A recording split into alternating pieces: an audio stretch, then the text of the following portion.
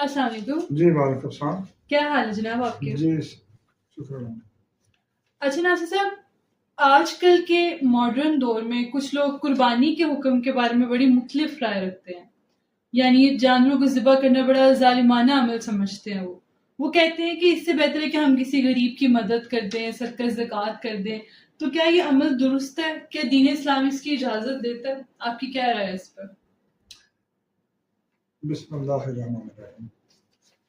اصل میں یہ میں پتہ نہیں آپ کو کس نے یہ سوال لکھوایا یا کس نے لکھا، میری سمجھ سے بال آتا ہے.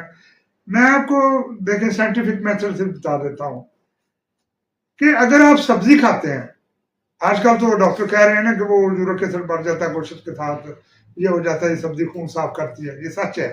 لیکن سبزیات میں جو کیلری ہے وہ کم ہے. اگر آپ میٹ کھائیں گے، اگر ہیلدی جانور کا گوشت کھائیں گے، اس میں کیلری زیادہ ہے. ہماری جب بچہ پیدا ہوتا ہے، جب وہ گروتھ اس کی ہو رہی ہوتی ہے، تو اس میں ہم یہ میجر کرتے ہیں کہ اس کو کیا کیا دینا چاہیے کھانے میں. اس کو کیلشیم کی کمی نہ ہو جائے، اس کو آیوڈین کی کمی نہ ہو جائے.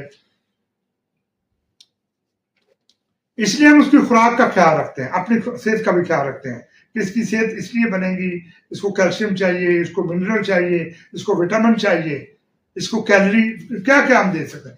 دیکھیں دنیا میں سب سے بہترین کیلری لیمب میں ہے، گوٹ میں ہے، اس گوشت میں ہے، بیف میں ہے. تو یہ تو بڑا امکان سوال ہے کہ جی وہ قربانی کرنے کی کیا ضرورت ہے. گوشت تو ویسے بھی، میٹ تو ویسے بھی انسان کی ضرورت ہے، یہ ہم کہنا ہے.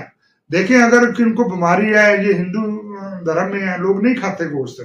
وہ سمجھتے ہیں کہ جو ہمارے دیوتا نے، ہمارا جو بھگوان تھا اس نے نہیں کھایا، پتہ نہیں اس نے کھایا یا نہیں تھا، ایسے انہوں نے رسم. حالانکہ گوشت ایک، دیکھیں اللہ کو گوشت کھاتا ہے.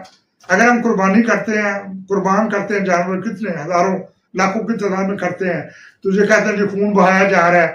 حالانکہ اس کو دیکھیں، میں آپ کو آج بتا دوں، یہ جو دنیا ہے نا، اس میں سب کچھ جو پیدا کیا وہ انسان کے لیے پیدا کیا گیا. اس میں پھل ہے، اس میں باغات ہیں، اس میں اجناس ہیں، اس میں سمندر ہیں جس میں مچھلیاں ہیں، ہم وہ پکڑتے ہیں، اس میں کھاتے ہیں، اس میں کیلری ہے، اس میں ہمارا فائدہ ہے. اس میں جو اجناس ہیں ان میں اخروٹ، بادام، اس میں ہمارے لیے سب کچھ ہے.